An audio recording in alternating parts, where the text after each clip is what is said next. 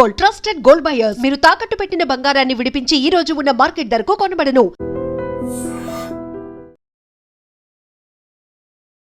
మనతో పాటుగా ఉన్నారు సీనియర్ జర్నలిస్ట్ సురేష్ కొచ్చది. సార్ నమస్కారం. బాలీవుడ్లో గత 8 ఏళ్లుగా పవర్ షిఫ్ట్ అనేది నెలకొంది.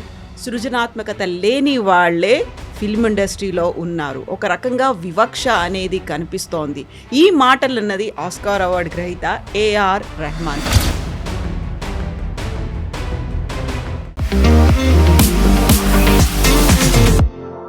నమస్తే, నేను Kavitha. Welcome to I dream news and నిజాలు. బాలీవుడ్లో గత 8 ఏళ్లుగా పవర్ షిఫ్ట్ అనేది నెలకొంది.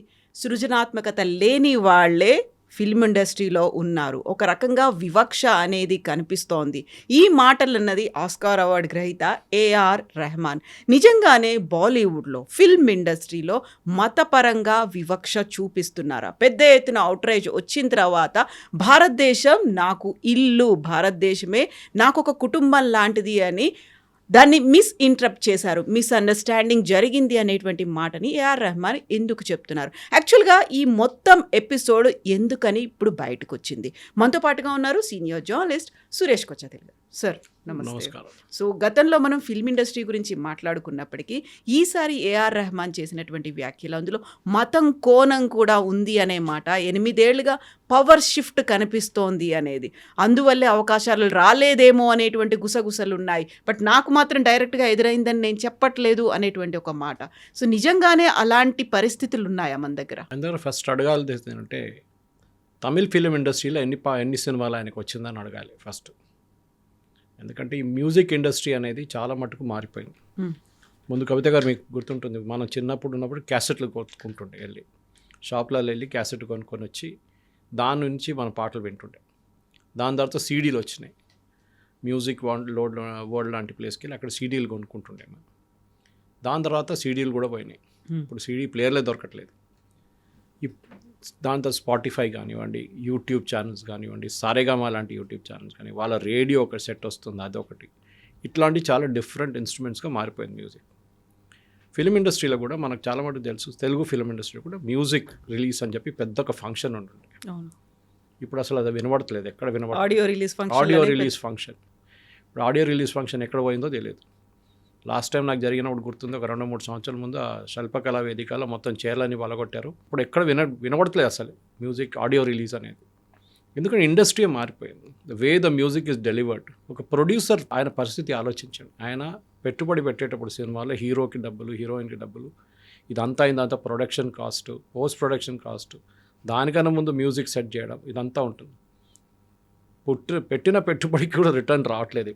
ఒక వారం కూడా సినిమా థియేటర్లో నడవట్లేదు. హౌస్ఫుల్ అని చూపిస్తారు కానీ మన అందరు తెలిసిందే సంగతి. ఇండస్ట్రీ మారిపోయింది చాలా మటు. ఏ టైంలో మన దగ్గర సి రామచంద్ర కానీ, ఆ టైంలో ఎస్డి బర్మన్ గారి అట్లాంటి మ్యూజిక్ డైరెక్టర్స్ నుంచి ఇప్పుడు చూస్తే మీకు మ్యూజిక్ డైరెక్టర్ కూడా గుర్తుండదు, పేరు అడిగితే మీకు తెలియదు. In fact Dhurandhar cinema music director నాకే తెలియదు, కానీ మ్యూజిక్ బాగుండేది నాకు తెలుసు అంతే. హక్ సినిమా కూడా నాకు మ్యూజిక్ డైరెక్టర్ ఎవరు గుర్తులేదు, కానీ ఈ పాటలు బాగుంది, నాకు నడిమిట్లా ఉన్న పాటలు బాగానే ఉంది, కానీ ఐ డోంట్ రిమెంబర్ ఇట్. ఒకసారి బయటకు వచ్చిన తర్వాత సినిమా థియేటర్ తర్వాత పాట ఏంటని నాకు గుర్తులేదు. కానీ ఇప్పుడు కూడా మీరు పాత తెలుగు సినిమాలు కానీ, పాత హిందీ సినిమాలు ఇప్పుడు కూడా మీరు హమ్ చేసుకుంటారు అప్పుడప్పుడు. మీరు విన్నప్పుడు మీకు చాలా అంటే లిరిక్స్ అంత పవర్ఫుల్ ఉండే ఆ టైం. ఇప్పుడు మ్యూజిక్ ఎట్లయిపోయిందంటే డబ్బ లోపల రాలేసి కొట్టినట్లు ఉంటుంది మ్యూజిక్. ఇప్పుడు మీకు ఏం గుర్తుండదు. ఆ మ్యూజిక్ అనేది అసలు ఎవరు పట్టించుకోలేదు. పబ్లిక్ కూడా వినడానికి రెడీగా లేరు. సరే, మన కార్లో డ్రైవ్ చేస్తున్నప్పుడు ఎప్పుడైనా ఏదైనా స్పాటిఫై పెట్టుకుంటాం, లేకుంటే ఎఫ్ఎం స్టేషన్ పెట్టుకుంటాం, లేకుంటే యూట్యూబ్ నుంచి ఏదైనా ప్లే చేస్తుంటాం.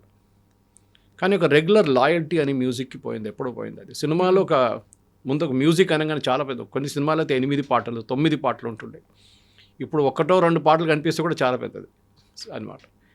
సో ఆ పరిస్థితులు, ఆ ఒక సిచ్యువేషన్ నుంచి రెహమాన్ గారి స్టేట్మెంట్ ఇవ్వడం ఏంటి, ఇది నాకు ఫస్ట్ ప్రశ్న. ఎందుకంటే కమ్యూనల్, ఆయన ఒక ఓపెన్ డేట్ చెప్పలేదు.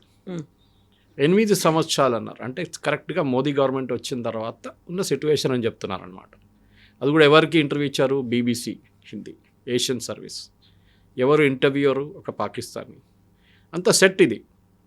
ఆయన ఒక దూరదర్శన్కో లేకుంటే మన భారతదేశంలో ఎన్నో ఛానల్ వాళ్ళకి ఇంటర్వ్యూ ఇవ్వకుండా ఒక ఇంటర్నేషనల్ ఆడియన్స్కి చెప్పారు ఈ మాట. ఆయనకు తెలుసు దాని ఇంపాక్ట్ ఎక్కడ ఉండబోతుంది అనేది. ఇప్పుడు దాన్ని వచ్చి నన్ను మిస్అండర్స్టాండ్ చేయడం ఏముంది? మీరు చాలా క్లియర్గా అది ఇంకోసారి రివైండ్ చేసుకుంటే కూడా మీరు వినొచ్చు. మీరు చెప్పిన మాట చాలా క్లియర్ దట్ మీకు ఇప్పుడు ఆపర్చునిటీస్ రావట్లేదు.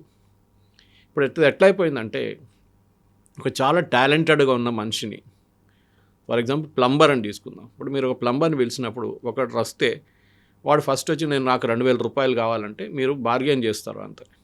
నెక్స్ట్ టైం అని బిలోవర్ మీరు you look for somebody at 1,000 rupees. ఇది నార్మల్ హ్యూమన్ సైక్. ఇది మ్యూజిక్ ఇండస్ట్రీ కూడా అట్లనే అయిపోయింది. వెరీ వెరీ రా ఫార్మాట్లో చెప్తున్నాను నేను. ఎక్కడ రోజా నుంచి మొదలైన ఏఆర్ రెహమాన్, దానికన్నా ముందు Indira he did, but the actual hit was Roja. ఆ టైంలో ఎవరు ఛాన్స్ ఇచ్చారు ఆయనకి? మణిరత్నం లాంటి వాళ్ళు ఛాన్స్ ఇచ్చారు. ఆయన గురువు ఎవరు? గురువు అని చెప్పలేను, కానీ ఆయన ఫస్ట్ పర్ఫామ్ చేసింది ఇళయరాజా గారు. ఇప్పుడు ఇళయరాజా గారు ఎక్కడున్నారు మ్యూజిక్ ఇండస్ట్రీలో? కానీ ఆయన పాటలు గుర్తుంటుంది మనకు. ఆయనకు అప్పుడప్పుడు 1-2 సినిమాలు వస్తున్నాయి అంతే. ఇళయరాజా గారు కంప్లైంట్ చేశారా? నన్ను కూడా ఎవరు పట్టించుకోవట్లేదు. నెక్స్ట్ జనరేషన్ వచ్చేసారు. ఎందుకంటే మన అందరికి గుర్తుంది. కుమార్ షాను ఎక్కడున్నారు ఇప్పుడు? అల్కా యాగ్నిక్ ఎక్కడుంది? ఎందుకు మీరు you can take lot of such names. ఇట్లాంటి వాళ్ళు ఎక్కడ లేరు ఇప్పుడు. వాళ్ళందరూ మాయమైపోయారు. కొత్త వాళ్ళు వస్తున్నారు, రీల్స్ చేస్తున్నారు, కవర్ వర్షన్స్ చేస్తున్నారు, పాటలు పాడుతున్నారు.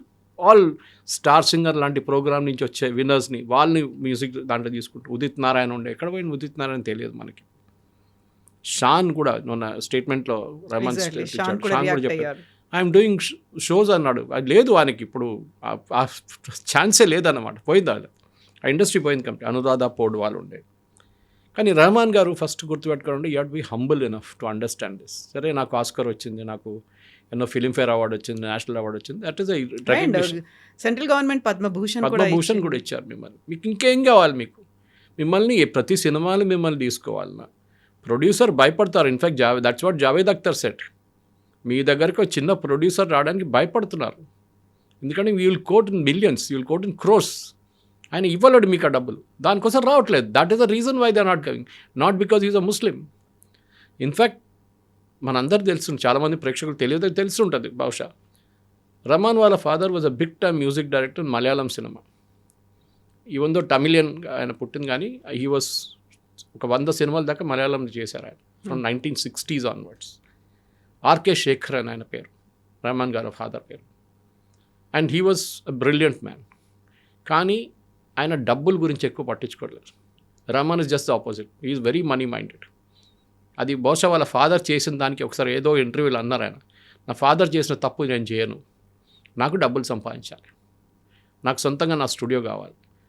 ఇన్ఫ్యాక్ట్ శేఖర్ గారు ఆయన ఆ టైంలో ఫస్ట్ ఈ ఎలక్ట్రానిక్ సింథసైజరు, చిన్న ఎలక్ట్రానిక్ పియానోస్ వచ్చినప్పుడు సింగపూర్ నుంచి పట్టుకొస్తుండే. అప్పులు తీసుకొని అట్లా చేసి ఆయన తీసుకొచ్చి ఆయన మ్యూజిక్ సెట్ చేస్తుండే దానికి. దాంతోనే ఆయన చాలా మటుకు టెన్షన్లో వచ్చి లాస్ట్ 43 ఏజ్లో ఆయన చనిపోయారు.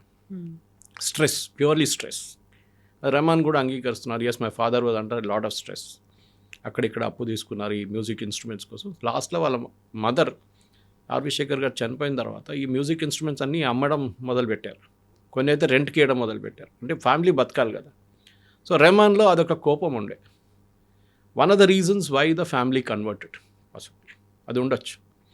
ఎందుకంటే ఒక సూఫీ సెయింట్ వచ్చారంట వాళ్ళు, కరీముల్లా షా కాద్రీ అని చెప్పి, వాళ్ళ ఇన్ఫ్లుయెన్స్లో వచ్చి దే కన్వర్టెడ్ టు ఇస్లాం. మరి వాళ్ళ పర్సనల్ చాయిస్. ఇన్ఫ్యాక్ట్ వీళ్ళ మదర్ పేరు కస్తూరి శంకర్ అని ఉండే, Shekar and Kasturi was her name. Kasturi and Shekar got married in తిరుమలలో జరిగింది వాళ్ళ పెళ్ళి. ఆలోచించారు ఆ టైంలో. సో దట్ డివోట్ హిందూస్ ఉన్న వాళ్ళు కన్వర్ట్ చేసుకున్నారు, ఇస్లాంకి వెళ్ళిపోయారు. బట్ వాళ్ళ ఫ్యామిలీలో అందరు కన్వర్ట్ కాలేదు. రెహమాన్ వాళ్ళ సిస్టర్ ఉన్నారు, ఐ థింక్ ఆ నేమ్ ఇస్ రేనా వాళ్ళ 2 పిల్లలు they are Hindus. That is the best part. G V Prakash and Bhavanisree వాళ్ళు కూడా ఫిలిం ఇండస్ట్రీలో, మ్యూజిక్ ఇండస్ట్రీలో they are good name in Tamil ఇండస్ట్రీలో. కానీ రెహమాన్ గారికి ఎందుకో ఈ ఒక రిలీజియన్ పిచ్చి పట్టింది సడన్గా. But we never objected to the fact that Khwaja పాడినప్పుడు ఎవరు వీ ఎంజాయ్డ్ ఇట్. వందే మాత్రంని ఒక కొత్త వర్షన్గా తీసుకొచ్చి ఇప్పుడు కూడా ఒక క్రికెట్ మ్యాచ్, ఫుట్బాల్స్ అన్నిట్లో అది ప్లే అవుతున్నప్పుడు కూడా we get that goose bumps moment. కానీ ఎందుకో సడన్గా నన్ను ముస్లిం అని చెప్పి నాకు పాటట్లేదు, నాకు మ్యూజిక్ రావట్లేదు, నాకు ప్రొడ్యూసర్స్ అడుగుతున్నారు, వచ్చి మళ్ళీ వాళ్ళు వెళ్ళిపోతున్నారు, వాళ్ళు కొత్త వాళ్ళు తీసుకుంటారు. అంటే affordability is a fact. And క్రికెట్లో ఒక పాలన్స్ ఉంది కవిత గారు, అది గవాస్కర్ టైంలో అడుగుతుండే. ఇప్పుడు గవాస్కర్ ఎప్పుడు రిటైర్ గారు, last became a running joke ఈయన ఎట్లా రిటైర్ చేయాలని చెప్పేసి. ఎందుకంటే ఆయన ఫ్లాప్ షో అయిపోయింది, లాస్ట్ అయినా ఆయనకి రన్స్ కూడా రావట్లేదు, కానీ రిటైర్ కావట్లేదు. సో అప్పుడు ఎవరో I think it was one of the English cricket commentator, maybe Richie Ben or somebody else asked ఈ ప్రశ్న అడిగారు ఆయన, వెన్ పీపుల్ లీవ్ క్విట్, మీరు రిజైన్ చేసినప్పుడు, మీరు రిటైర్ అయినప్పుడు అడగాలి వై, ఎందుకు చేస్తున్నారని, నాట్ వై నాట్, ఎగ్జాక్ట్ ఎందుకు చేయట్లేదని అడిగే ముందే మీరు వెళ్ళిపోవాలి సీన్ నుంచి. దానికోసం ఆ టైం పీక్ స్టేజ్ లో ఉన్నప్పుడు ఎందుకు వదిలిపోతున్నారు అనే క్వశ్చన్ రావాలి అక్కడ. అది రావాలి, అప్పుడే అడుగుతారు. లేకుంటే మీరు ఎప్పుడు పోతారు, ఎప్పుడు రిజైన్ చేస్తారని కాదు. సో మీకు టైం అయినప్పుడు you just melt away in to the sunset. Ilaiyaraaja happen, చాలామంది గంగా అమరన్ ఉన్నారు, హిందీలోనే తీసుకోండి ఎంతోమంది మ్యూజిక్ డైరెక్టర్స్ ఉన్నారు, ప్రీతం లాంటి ఉన్నారు, వాళ్ళందరూ ఇప్పుడు స్టేజ్ షోస్ చేస్తారు. ఇండస్ట్రీ మారిపోయింది, there is more accent on stage shows కానివ్వండి, ఇంటర్నేషనల్ టూర్లు కానివ్వండి, యూట్యూబ్లో వీడియోలు చేయడం, ఇదంతా నడుస్తుంది. ఇప్పుడు ఒక ఇండస్ట్రీగా మారిపోయింది అది. Saregama itself has reinvented itself. అట్లాంటి పరిస్థితులు నన్ను ముస్లిం అని చెప్పి నాకు పాటలు ఇవ్వట్లేదు, నన్ను మ్యూజిక్ సెట్ చేయట్లేదు అంటే it's a wrong connotation, totally wrong. అది రమణ్ గారు ఎందుకు చేశారు అనేది ఇప్పుడు ఆయన ఏదో క్లారిఫికేషన్ అంత ఇస్తున్నారు, కానీ అది clarification is not really convincing అనమాట. ఎగ్జాక్ట్లీ. వెరీ రీసెంట్గా చేసినటువంటి చావా మూవీ కూడా ఆయన డివైజివ్ మూవీగా, ఒక విభజన వాదాన్ని చెప్తున్నటువంటి మూవీగానే ఆయన చెప్తూ వచ్చారు. మనం చావా చేసినప్పుడు ఆయనకు తెలుసు కదా హిస్టరీ గురించి చెప్తున్నారని, ఆయన బీజీ స్కోర్ చేశారు దానికి. మీకు సినిమా గురించి may have a difference opinion, కానీ చూపించింది నిజమా కాదా అని ఫస్ట్ క్వశ్చన్. జోధా అక్బర్ చేసినప్పుడు అడిగారు నిజమా కాదో చూపిస్తున్నారు, దట్ ఈస్ ఆల్ ఫ్యాబ్రికేటెడ్, అంత ఏం లేదు. Akbar was not handsome fellow, ఈ వాజ్ లింపింగ్ ఉండే, ఆయనకు ఒక కాల్కి ప్రాబ్లం ఉండే, ఈ was not good looking at all. కానీ చూపించింది ఏంటి మనకి, ఓ హ్యాండ్సమ్ హృతిక్ రోషన్ లాంటి వాళ్ళు వెరీ హ్యాండ్సమ్, జోధా అక్బర్లో జోధా హిందూ ఆమెని పెళ్లి చేసుకుంటున్నారు, ఇదంతా. బట్ అక్కడ ఎవరు మనం అబ్జెక్ట్ చేయలేదు. హిస్టరీలో పాసిబిలిటీ జరిగి ఉంటుంది, హిస్టరీలో అది ఉంది, we accept as a matter of fact. Salman Khan, Shahrukh Khan, Aamir Khan వీళ్ళు ఫిలిం ఇండస్ట్రీ డామినేట్ చేస్తున్నప్పుడు, ఇప్పుడు అంత డామినేషన్ లేదనుకోండి, ఆ డామినేషన్ టైంలో మనం ఎప్పుడైనా అబ్జెక్ట్ చేశాము? వీళ్ళు ఏదైనా సినిమాలో, చాలా తక్కువ సినిమాలో వాళ్ళు ముస్లిం నేమ్స్ వాడారు, చాలా మటుకు హిందూ నేమ్సే ఉండేవాళ్ళు. వీ నెవర్ అబ్జెక్టెడ్ సెయింగ్ మీరు యు ఆర్ ముస్లిం గా, you should use only Muslim. That's film industry is a make believe industry. దాని ప్రకారం మనం పోతే ఆ ఫ్లోలో వెళ్ళిపోవాల్సిందే మనం. కానీ ఇక్కడ ఈ జరిగిన దానికి ఒక రిలీజియస్ యాంగిల్ తీసుకురావడం, and that to from a person like A R Rahman is very very చాలా డిసప్పాయింటింగ్ అనమాట. ఎందుకు చేస్తున్నారు అది? ఆ ఫ్లోలో వెళ్ళిపోయారా, బీబీసీ వాళ్ళు అడిగే క్వశ్చన్ ఫ్లోలో వెళ్ళిపోయారా, లేకుంటే ఆయన ముందే ప్రిపేర్ అయ్యి వచ్చారా అనేది చాలా మట్టుకు ఇప్పుడు అడుగుతున్న ప్రశ్న. ఆయన పర్సనల్ లైఫ్లో కూడా చాలా మటుకు ప్రాబ్లమ్స్ ఉన్నాయి, మన అందరికి తెలిసింది. We never asked, industry never asked divorce ఎందుకు జరిగింది, his wife gave some statement, ఆమె ఇప్పుడు ఏదో లండన్లో ఉంటుందంటే మనకు తెలియదు, అది మనం ఎప్పుడు అడగక్కర్లేదు, ఎందుకంటే that is the personal life. అది ఒక లక్ష్మణ్ రేఖ ఉంటుంది, అటువైపు వెళ్ళకూడదు మనం అసలు. కానీ ఎప్పుడు ఇదే మాట ఉంటుంది కవిత గారు, this is there in every field. మీరు క్రికెట్ చూడండి, మీరు బ్యాడ్మింటన్ చూడండి, పివి సింధు, సైనా నెహ్వాల్. ఇప్పుడు సైనా నెహ్వాల్ ఎక్కడుందండి? She had achieved a peak వచ్చేసినప్పుడు అయిపోయింది అక్కడి నుంచి. లేదు నేను ఇంకా ఆడుతూనే ఉంటానంటే నోబడీ విల్ యాక్సెప్ట్. మీ పీక్ ఒక టైం ఉంటుంది, అది అంటే ఈవెన్ బాస్కెట్బాల్ తీసుకోండి, క్రికెట్ తీసుకోండి, యంగ్ ఏజ్లోనే మీరు పీక్ అయిపోతారు, దాని తర్వాత యూ స్టార్ట్ డ్రిఫ్టింగ్ డౌన్. మీరు ఎప్పుడు వెళ్ళిపోవాలో అప్పుడు మీరు ఆ ఇండస్ట్రీ నుంచి బయటకు వచ్చేసేయాలి. చాలామంది మ్యూజిక్ డైరెక్టర్స్ ఇప్పుడు కూడా మీరు చూడండి తెలుగు ఇండస్ట్రీలో చాలా తక్కువ ఉన్నారు. ఒక టైంలో లిరిక్స్ రాసేటోళ్ళే చాలా పెద్ద పెద్ద మేధావులు ఉన్నారు, ఆరుద్ర కానీ, శ్రీశ్రీ కానీ, పాడేటోళ్ళు ఘంటసాల, ఎస్పీబీ. కానీ ఇప్పుడు ఎవరున్నారు చెప్పండి? చాలా తక్కువ, హ్యాండ్ఫుల్ ఆఫ్ పీపుల్. ఎందుకంటే ఇండస్ట్రీ మారిపోయింది, ఆ ఫార్మాటే మారిపోయింది, ప్రజెంటేషన్ ఫార్మాట్. కొన్ని టైంలో 6 సాంగ్లు రికార్డ్ చేస్తారు, కానీ సినిమాలు 2 సాంగ్లే తీసుకొస్తారు. Because the director when sitting on the post production table ఆయనకి ఏమనిపిస్తుంది అంటే ఆ ఫ్లో పోతుంది, పాట వచ్చినప్పుడు we'll reduce it to 2 songs, fine. కానీ మార్కెట్లో 6 సాంగ్లు రిలీజ్ చేస్తారు వాళ్ళు. రిలీజ్ అంటే ఏంటి? క్యాసెట్ లేదు, నేను చెప్పినట్లు సీడీ లేవు, ఏం లేవు, it is only on YouTube, that's it. లేకుంటే ఏదైనా ఎఫ్ఎం స్టేషన్లో ప్లే చేస్తారు మీరు. ప్రాబ్లం ఎక్కడ వచ్చిందంటే ఈ మ్యూజిక్ ఇండస్ట్రీ మారిన మాట రెహమాన్ గారు అంగీకరించట్లేదు. మ్యూజిక్ ఒక పవర్ షిఫ్ట్ అనేది జరిగింది, అక్కడ క్రియేటివిటీ లేని వాళ్ళే రాజ్యం వెళ్తున్నారు ఫిల్మ్ ఇండస్ట్రీలో అనే ఒక మాట. ఎవరైనా క్రియేటివిటీ లేని వాళ్ళు తీసుకొచ్చి సినిమా చేస్తారా? ఈ ప్రాబ్లం కాంతారాలో వచ్చింది, మీకు గుర్తుంటుంది. కాంతారా రిలీజ్ అయినప్పుడు ఎంత పెద్ద గొడవ జరిగిందో, హిందుత్వ ఎలిమెంట్ దాంట్లో మేక్ బిలీవ్ చేశారు, దాంట్లో లేనిపోయిన బ్లాక్ మ్యాజిక్ లాంటి బ్లాక్ మ్యాజిక్ ఇక్కడ లేదు అక్కడ. But it is a art form. మా ఊర్లో ఉంది, నార్దర్న్ కేరళలో ఉంది, అది తెయ్యం అంటారు దాన్ని అక్కడ. That's another form is what you showed in upper Karnataka, దక్షిణ కర్ణాటకలో. అక్కడ ఇది అక్కడ జరుగుతున్న ఒక క్లాసికల్ ఆర్ట్ ఫామ్ అది. దాన్ని కొంచెం ఒక ట్విస్ట్ ఇచ్చి చేసినప్పుడు దాంట్లో తప్పేముంది. ఆమీర్ ఖాన్ లార్డ్ శివాని టాయిలెట్లో 3 Idiots తిప్పినప్పుడు మనం ఎవరు తిట్టలేదు ఆయన్ని, ఎందుకు చేసామని చెప్పేసి. మనందరూ తెలుసు. చాలా కొంతమంది కోపం వచ్చింది, మీ రిలీజన్లో ఉన్న ఎవరైనా ప్రాఫిట్స్తో చేస్తారంటే ఎవరు అడగలేదు అది. కానీ మనం because Hindu religion accepts it. Okay సరే, we laugh at our gods, మనం నవ్వుకుంటాం ఒక్కసారి, మంచిదే కదా, ఓకే తమాషాగా ఉంది కదా, చాలా బాగుంది అంటాం. కానీ ఆలోచించండి, అది it could have been a tinder box moment. ఆ మూమెంట్లో అది పెద్ద గొడవ అయితే ఆ సినిమానే ఫ్లాప్ అయిపోతుండే. కానీ జరగలేదు, it went as a normal route వెళ్ళిపోయింది. కానీ రెహమాన్ గారికి సడన్గా ఇప్పుడు ఎందుకు వచ్చి నాకు అర్థం కావట్లేదు. ఎందుకంటే I have seen him when he was Dilip. హైదరాబాద్కి వస్తుండే ఆ టైంలో, ఇక్కడ ఒక ఏజెన్సీలో వచ్చి చాలా తక్కువ అమౌంట్కి ఒక చిన్న కీబోర్డ్ తీసుకొచ్చి ట్రైన్లో వచ్చి ఇక్కడ వచ్చి కీబోర్డ్ ప్లే చేసి వెళ్ళిపోతుండే. ఒకసారి చాలా సంవత్సరాల తర్వాత ఫ్లైట్లో వస్తుండే, కానీ ముందైతే ఓన్లీ ట్రైన్లో వస్తుండే. మెట్రో షూస్ కానివ్వండి, బిగ్ షాట్ లాంటి షాప్స్కి use to play jingles.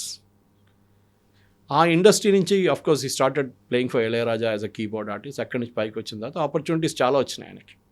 And మనం కూడా మెచ్చుకుంటాం, గుడ్ మ్యూజిక్. మీరు చెప్పినట్టు 2 ఆస్కర్లు, గ్రామీలు, స్లమ్ డాగ్ మిలియనర్ లాంటి సినిమాలకి, దట్ ఆల్ వాజ్ దేర్. మనం అన్నీ యాక్సెప్ట్ చేస్తున్నాం మనం. ఎందుకంటే we have seen the pinnacle of music in India, భారతదేశంలో. సాహిర్ లుధ్యాన్వి రాసిన పాటలు, ఆనంద్ బక్షి గారు రాసిన పాటలు, శంకర్ జైకిషన్, లక్ష్మీకాంత్ ప్యారేలాల్, ఎస్డి బర్మన్ నేను చెప్పాను, ఆర్డి బర్మన్, సి రామచంద్రన్, కళ్యాణ్ జీ, చాలా మటుకు మీద బిగ్ మ్యూజిక్ డైరెక్టర్స్ దేర్. ఇప్పుడు దాంట్లో చాలామంది దే పాస్ట్ అవే. ఉన్నోళ్ళు కూడా వాళ్ళు they are happy with what they are. ఈ ఇండస్ట్రీలో ఒక ఫేవరెటిజం ఉందంటే ఉంది. అది even when Lata Mangeshkar was alive, చాలా మటుకు అలిగేషన్స్ ఆమె మీద ఉండే. దట్ ఆమె she used to dictate to music directors. ఒక మోనోపలి లాగా. మదన్ మోహన్ గారితో నేను చేయను ఎప్పుడని చెప్పి ఒకసారి ప్రాబ్లం ఉండే ఆమెకి. సుమన్ కళ్యాణ్పూర్ లాంటి వాళ్ళు, వాణి జయరామ్ లాంటి వాళ్ళు ఆమె పైనకి రానిలేదు అసలు. She never give an opportunity except for her sister ASHA Bhosle. అట్లాంటి ఒక మోనోపలి ఉంది. దాని తర్వాత మనం చూసాం సడన్లీ అనురాధ పౌడ్వాల్ లాంటి వాళ్ళు, బికాస్ సడన్లీ గుల్షన్ కుమార్ గారు ఎంకరేజ్ చేయడం మొదలుపెట్టారు. తర్వాత గుల్షన్ కుమార్ హత్య జరిగింది. అది కూడా మ్యూజిక్ ఇండస్ట్రీలో పెద్ద పాలిటిక్స్, అది అందరికీ తెలిసింది. ఎందుకంటే అక్కడ డీ గ్యాంగ్ ఇన్వాల్వ్డ్ ఉన్నారు. సినిమాల్లో ఈ బ్లాక్ మనీ కానివ్వండి, ఈ డ్రగ్స్ మనీ కానివ్వండి, హవాలా డబ్బులు పెట్టడం మొదలుపెట్టారు. ఇప్పుడు ఏమైందంటే లాస్ట్ ఒక 10-15 సంవత్సరాల కవిత గారు ఎవడు అబ్జర్వ్, ఈ ఇండస్ట్రీ కార్పొరేటైజేషన్ అయిపోయింది కంప్లీట్గా. ఒకసారి బీఆర్ ఫిల్మ్స్ ఉండే, యశ్ చోప్రా ఫిల్మ్స్, ఇప్పుడు అందరూ కంపెనీలు తయారు చేసుకున్నారు. అది ఎవరైనా ఉండేవాడు, కరణ్ జోహార్ ఉండొచ్చు, బాలాజీ టెలిఫిల్మ్, ఎక్తా కపూర్ ఉండి, వీళ్ళందరూ they found companies, corporate companies. వాళ్ళు బ్యాలెన్స్ షీట్ చూస్తారు. మేము ఒక సినిమా తీయాలంటే ఎంత డబ్బులు పెట్టాలి, దాంట్లో ఎంత డబ్బులు వస్తుంది, ఓటీటీలో ఎంత డబ్బులు వస్తుంది, మాకు థియేటర్ రిలీజ్లో ఎంత వస్తుంది, ఇది వాళ్ళు చూసేది first. And naturally cost cutting ఉంటుంది. ఎంత తక్కువ చేయొచ్చు అంత కాస్ట్ కటింగ్ తగ్గిస్తున్నారు. పాసిబ్లీ తెలుగు ఫిలిం ఇండస్ట్రీ ఒక్కటే ఇప్పుడు కూడా where the hero is paid 100 crores 50. Malayalam film industry చూడండి, దే ప్రొడ్యూస్ బ్రిలియంట్ మూవీస్. కానీ మోహన్ లాల్, మమ్ముట్టి కూడా ఇంత డబ్బులు రా. బికాజ్ మేబీ ఇండస్ట్రీ సైజ్ చిన్న ఉంది అక్కడ, వాళ్ళ ఆడియన్స్ సైజ్ చిన్న ఉంది. మ్యాక్సిమం కేరళ అండ్ గల్ఫ్, కొంత మటుకు యూరోప్. తెలుగు ఫిలిం ఇండస్ట్రీ బహుశా ఇంకా పెద్దగా ఉంటుంది, చాలా మటుకు ఆడియన్స్ నార్త్ అమెరికాలో ఉంటారు, అక్కడ కలెక్షన్ బాగుంటుంది అని చెప్పి ఎక్కువ కానీ ఇప్పుడు కూడా చూడండి, ఇప్పుడు రెమ్యునరేషన్ ఇవ్వలేకపోతున్నారు. అదర్ డే సాన్ ఆర్టికల్, ఎవరో ప్రొడ్యూసర్ చెప్తున్నారు, తెలుగు ఫిలిం ఇండస్ట్రీలో ఉన్న హీరోయిన్స్ని యాక్ట్రెసెస్ అని చెప్పాలి మనం యాక్చువల్లీ, వాళ్ళ దగ్గర మేము we are asking them to reduce their fees, వాళ్ళ ఫీజు తగ్గించమని రిక్వెస్ట్ చేస్తాం. ఎందుకు లేకుంటే ఇట్ వోంట్ వర్క్అవుట్. ఒక్క వారం కూడా సినిమా హౌస్ఫుల్ నడవదు మీకు థియేటర్లలో. ఇప్పుడు దురంధర్ ఈజ్ అన్ ఎక్సెప్షన్. అది వచ్చినప్పుడు ఇంకా పెద్ద గొడవ జరిగింది. నేషనలిజం, మ్యాషోయిజం, హిందూ ఇది, ఇస్లాం బ్యాషింగ్, ఇస్లామాఫోబియా జరిగింది. పాకిస్తాన్లో జరుగుతుంది, చూపించాం. I give an audience example మీకు. ఈ దురంధర్ వచ్చి ఒక 3 వారాలు 4 వారాల తర్వాత ద సినిమా ఇక్కీస్ అని ఒక సినిమా వచ్చింది, బేస్డ్ ఆన్ అరుణ్ ఖేత్రపాల్స్ లైఫ్. నేను కూడా వెళ్ళాలనుకున్నాను. రివ్యూ చదవగానే నాకు కూడా అనిపిస్తుంది ఎందుకు వెళ్ళాలి సినిమా, దాంట్లో పాకిస్తాన్ని హీరోస్గా చూపిస్తున్నారు, పాకిస్తాన్ ఆర్మీ చాలా మంచి వాళ్ళని చూపిస్తున్నారు, మనం తప్పు చేసామని చూపిస్తున్నారు 71లో అని రివ్యూ చదివాను. కొంతమంది అడిగాను సినిమాకి, వాళ్ళు అన్నారు Suresh you will not like it, మీరు వెళ్ళొద్దు. Word of mouth is very important. Dhurandhar లాంటి సినిమాకి I think more than publicity word of mouth. ఎందుకంటే ఇప్పుడు సినిమా రిలీజ్ చేయాలంటే కూడా మార్కెటింగ్ దాంట్లో చాలా పెద్ద కాంపోనెంట్. మ్యూజిక్ చేసిన వాళ్ళు వెళ్ళి స్టూడియోలో కూర్చొని మాట్లాడతారు, the actor and actresses will go and sit in the theatre, డైరెక్టర్తో కూర్చుంటారు, ఏ స్టూడియోకి వెళ్ళాలి, ఇదంతా నిర్ణయించేది ఒక పెద్ద పిఆర్ గ్యాంగ్ ఉంది ఒకటి. వాళ్ళు డిసైడ్ చేస్తారని ఎట్లా మూడ్ సెట్ చేయాలి, ఇది ఎప్పుడు రిలీజ్ చేయాలి, ఏ థియేటర్లో రిలీజ్ చేయాలి, ఏ ఓటీటీ ప్లాట్ఫామ్లో వెళ్ళాలా, ప్రైమ్లో వెళ్ళాలా, నెట్ఫ్లిక్స్లో వెళ్ళాలా, జీ5లో వెళ్ళాలా, ఇదంతా ఒక కమర్షియల్ అయిపోయింది. And AR Rahman making an acquisition, నాకు అది I just won't take it. ఎందుకంటే మీరు ఎందుకు చేస్తున్నారు అది రెహమాన్ గారు అడగాల్సింది. Now you're making an excuse saying నన్ను మిస్అండర్స్టాండ్ చేశారు. బట్ ఇక్కడే మిస్అండర్స్టాండ్ చేశారు అన్నప్పుడే ఆయన చేసినటువంటి అలిగేషన్స్ 8 yearsలో అనుకున్నప్పుడు లాస్ట్ ఇయరే కదా చావాలంటే ఒక బిగ్గెస్ట్ బ్లాక్ బస్టర్ హిట్ వచ్చింది. ఆ తర్వాత Ramayana is in the pipe line. అసలు మత వివక్ష గురించి అనుకున్నప్పుడు రామాయణ అనగానే ఎవరికి రిలేటెడ్ ఉంటుంది, బట్ ఇప్పుడు రెహమాన్ ఏ కమ్యూనిటీకి చెందినవాడు అనేది ఉంది. దాన్ని ఎలా తీసుకున్నారు, ఇక్కడే డిఫరెంట్ ఒపీనియన్ వినిపిస్తుంది కాబట్టి ఆయన తొలగించండి అనేటువంటి మాట కూడా సోషల్ మీడియాలో వస్తుంది కదా. దట్స్ న్యాచురల్లీ, బికాస్ ఆయన చెప్పిన మాట అదే కదా, నన్ను నా రిలీజియన్ చూసి నాకు ఆపర్చునిటీ లేదు. రామాయణ్ చేసిన ప్రాజెక్ట్కి మీ రిలీజియన్ చూసి మీకు ఇచ్చారా, లేకుంటే మీ కెపాసిటీ చూసి మీ అవుట్పుట్ చూసి ఇచ్చారా, అది చాలా ఇంపార్టెంట్. ఎందుకంటే forget his name, the Jewish composer, he is there in this ensemble, ఆయన ఉన్నారు, is a Jewish, Rahman is a Muslim. అడిగారు ఎప్పుడైనా హరే నేను పని చేయను పో, గాజా ఉండి అదే జరిగింది ఇది జరిగిందని? కాదు, మ్యూజిక్ ఇస్ మ్యూజిక్ అంతే. మన దగ్గర ఖయామ్ చాలా మటుకు ముస్లిం మ్యూజిక్ డైరెక్టర్స్ ఉంటాయి. అట్లాంటి మనుషున్నప్పుడు మనం ఎప్పుడు అడగలేదే. Mohammed Rafi was a great singer, we never asked him his religion, మీరు ఏ రిలీజన్ నుంచి వస్తున్నారు, ఏ పాటలు పాడుతున్నారు. సాజిద్ నవీద్ అనుకుంటాను ఆయన కూడా ఉన్నారు. Sajid Naveed, see there are lot of Muslims who sang in this and that is the most best part. కానీ ఎప్పుడు మనం వెళ్ళి మీ రిలీజన్ ఏంటి, మీరు ఎందుకు చేస్తున్నారు, వై ఈజ్ మేకింగ్ అలిగి, you are outpriced yourself in the market. మీ మార్కెట్లో మిమ్మల్ని వాళ్ళు తీసుకోలేకపోతున్నారు. ఐపీఎల్ లాగా మీరు ఒక రేట్ క్రాస్ చేస్తే మిమ్మల్ని తీసుకోరు వాళ్ళు, you are out of the market totally. అది ఏ ఇండస్ట్రీ అయినా అంతే, సినిమా ఇండస్ట్రీ అని ఒకటే కాదు, ఈవెన్ క్రియేటివ్ ఇండస్ట్రీ చూడండి, if you are outpriced అనగానే మిమ్మల్ని పక్కన పెట్టేస్తారు వాళ్ళు, మీరు ఎంత పెద్ద మంచి అయినా కావచ్చు. కానీ అట్ ద సేమ్ టైం కొంచెం హంబుల్గా ఉండాలి. ఎందుకంటే ఈ ఇండస్ట్రీ మీకు ఆపర్చునిటీ ఇచ్చారు, ఈ ఇండస్ట్రీ మీరు ఇక్కడ దాకా తీసుకొచ్చారు మిమ్మల్ని, దాని తర్వాత ఇన్వెస్ట్ చేసిన తర్వాత నన్ను పక్కన పెట్టేస్తున్నారు, నాకు ఆపర్చునిటీ ఇవ్వలేట్లు. ప్రొడ్యూసర్ నన్ను వచ్చి కలిసి దాని తర్వాత వారం తర్వాత చూస్తే చైనీస్ విస్పర్స్ లాగా నాకు రూమర్స్ వస్తున్నాయి దట్ ఇది నన్ను తీసుకోలేదు, ఇంకోరిని తీసుకున్నాడు, he's not creative. How do you determine creativity? అదొక క్వశ్చన్ ఉంది. ఇప్పుడు మీ ప్రోడక్ట్ అమ్మాలంతే, అది మీరు షూ అమ్ముతున్నారా, టీవీ అమ్ముతున్నారా, కార్ అమ్ముతున్నారా అని టెలివిజన్ ఫీల్డ్లో, అడ్వర్టైజింగ్ ఫీల్డ్లో అది ఉంటుంది. మ్యూజిక్ కూడా అంతే, it has to add colour to the cinema, ఒక అడ్జంక్ట్ అన్నమాట సినిమాకి. ఇది ఇప్పుడు అది కాకుండా నా మ్యూజికే ఉండాలి, నేనే చేయాలి, sorry, it doesn't work like that. And Rahman గారు ఈ షుడ్ రియలైజ్ దట్ లోకం మారిపోయింది, entire film industry has change, especially last correct అని చెప్పినట్లు లాస్ట్ 8 years అంటే లాస్ట్ 5 years కూడా.